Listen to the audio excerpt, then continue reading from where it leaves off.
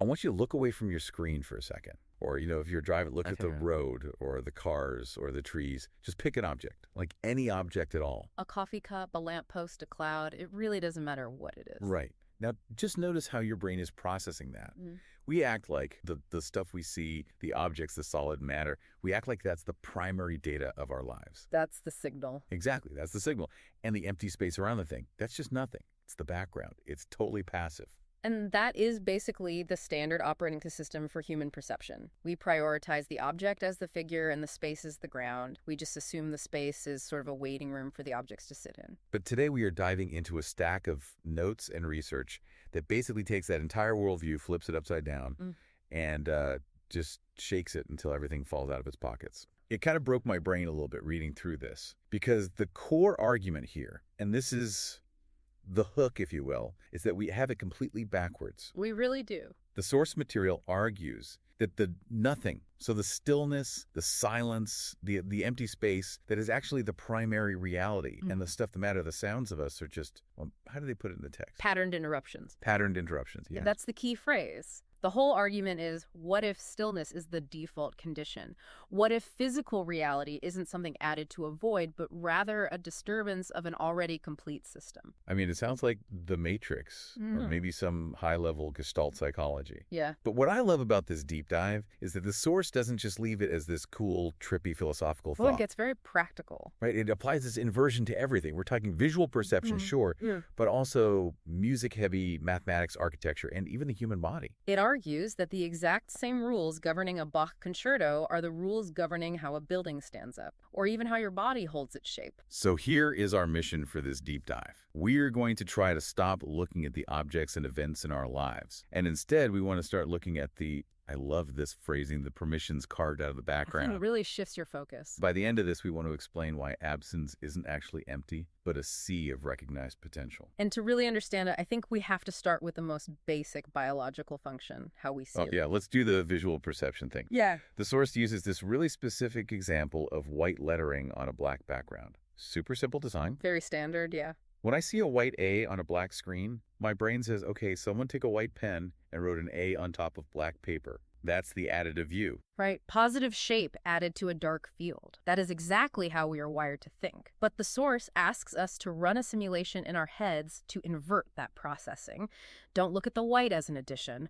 Look at the black background as the active agent. Which feels super counterintuitive because the black just looks like it's sitting there doing nothing. It looks that way, but in this framework, the black background actually withdraws. You have to think of the background not as empty space, but as a solid field of potential, a plenum, to use the physics term. Oh, okay, so it's full. It is completely full. So to create the letter A, the background had to open an aperture. It had to step aside to reveal the light that was essentially already there underneath. So the letters aren't objects imposed on the field? No, they are, as the text says, permissions carved out of it. Permissions carved out. The form appears not because something arrives, but because the field the background yields. That really changes how you look at a page of text. Like, the ink isn't the point at all. The paper is deciding where not to be. It almost implies the background has an intelligence, or at least a structure. Precisely.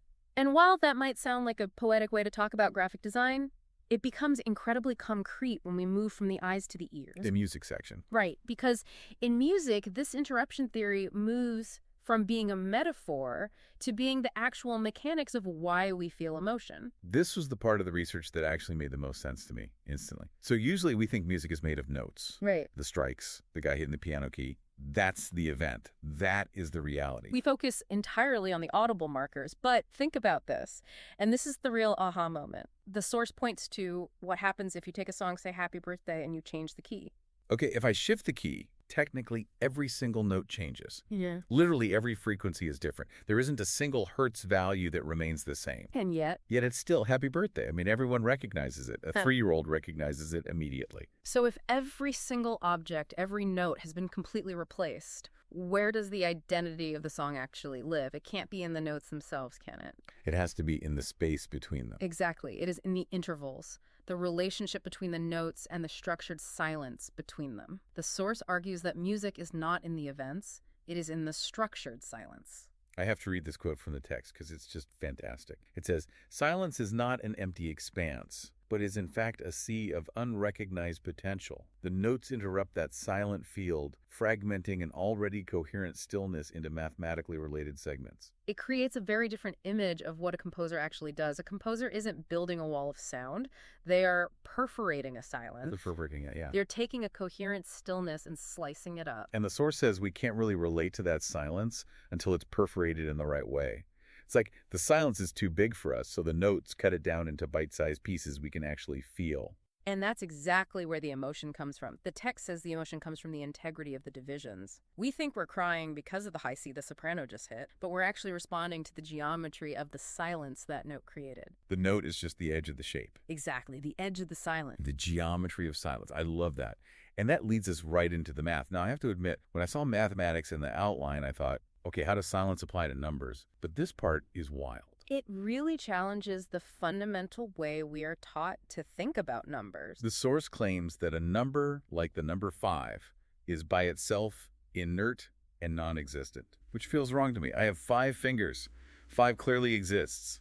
Well, the symbol 5 is a conceptual idea, but mathematically in this framework, it's just a point. It has no trajectory. It only becomes meaningful when an operator acts on it. An operator meaning like addition, subtraction, division. Correct. But don't just think of them as basic schoolhouse actions. Think of them as rules of the field. If you just have a 5, nothing happens. But if you apply the rule of +3, you get a result. Right, you get 8. But that result, the 8, isn't a property of the 5. You can't look inside the number 5 and find an 8 hiding in there somewhere. No, the 8 comes from the relationship. It's a relational outcome determined by the field the number is embedded in. The invisible set of rules is actually in charge. The number is just the puppet. So the field determines what transitions are allowed. And this leads to a really fascinating reinterpretation of the golden ratio, phi. Yes, phi. Okay, so phi 1.618 and so on.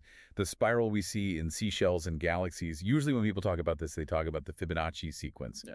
You know, 1, 1, 2, 3, 5, 8, and it just keeps going. Right. And usually we teach that as a retrospective measurement. We look at a sunflower, we measure the seeds and say, hey, look, the ratio between these two completed things is phi. We notice it after the fact. But the text says that's completely missing the point. Entirely. The text argues that phi isn't something you notice after two numbers exist. Phi is the field rule that generates the next event. Can you break that down a little? How exactly is it a field rule? Think back to the operator idea we just talked about.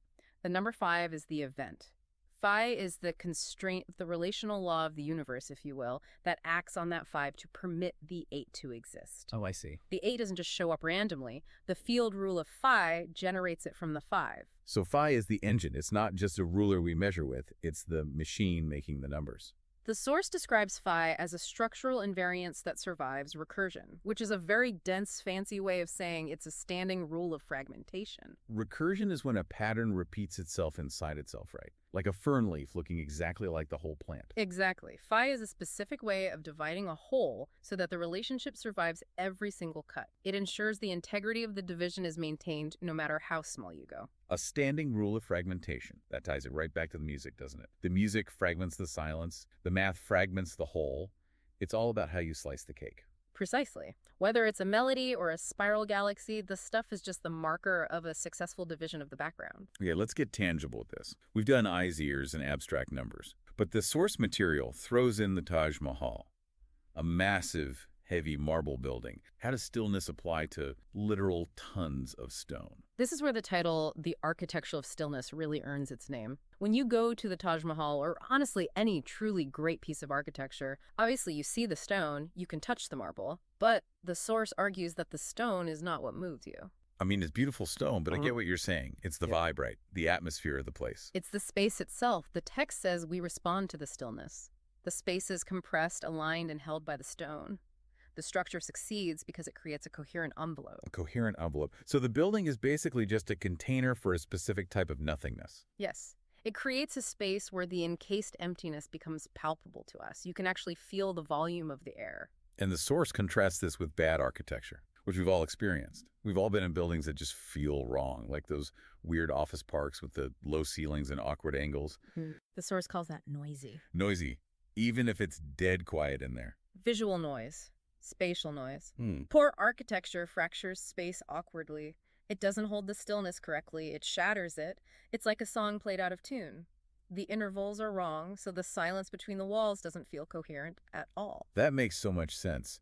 You walk into a bad room and you feel agitated even if you don't know why. It's because the permissions are carved out all wrong. Precisely. The field has been interrupted chaotically instead of coherently. Okay, so if buildings are just envelopes for stillness and music is just perforated silence, we have to talk about the final example in the text. The one that's honestly a little uncomfortable. The human body. Yeah, me, you, the listener. The source says the body isn't physical reality itself. It's a patterned interruption. This is really the logical endpoint of the entire argument. If matter is just a deviation from the default condition of stillness, then we are also deviations. Frozen potential. That's the phrase in the text that really stuck with me. The text describes the body as a shell of interruptions, dense enough, orderly enough, and stable enough that infinite potential appears locally frozen into form. That is heavy. Yeah. So I'm not a solid object. I'm a place where the infinite potential of the universe got locked into a specific pattern for a few decades. You are a shell of interruptions. We look at the body and we think we are perceiving reality, but we're missing the fact that we are just seeing how infinity is selectively constrained. Think about a whirlpool in a river. Is the whirlpool an object? Not really. It's just water moving in a circle. Right. It's a standing wave. New water is constantly flowing through it, but the form persists. You are a biological whirlpool. You are a pattern of flow and an interruption in the field that manages to hold its shape. Selectively constrained? It sounds almost restrictive, but also kind of miraculous. Like the only reason I exist is because the stillness agreed to be interrupted in this highly specific shape. And that leads directly to the source's point about meaning. Meaning only arises when those interruptions are sufficiently patterned.